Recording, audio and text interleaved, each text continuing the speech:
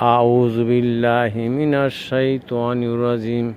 বিসমিল্লাহির রহমানির রহিম।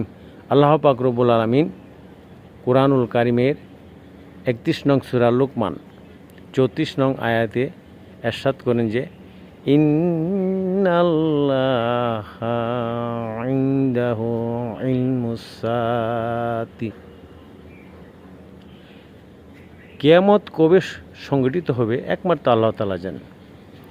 ওয়ায়ুনাজ্জিলুল গায়সা, কোথায় বৃষ্টি হবে। ওয়ায়ালামু মা ফিল আরহাম, মাতৃগর্ভে কি আছে। ওমা তাদেরি নাফসুম মাজা তাকসিবু গদান, কোথায় সে কাল রুজি অর্জন করবে। ওমা তাদেরি নাফসুম মাজা ওমা তাদেরি নাফসুম বিআইয়াদিন তামাউত, কোথায় কালকে তার মৃত্যু হবে।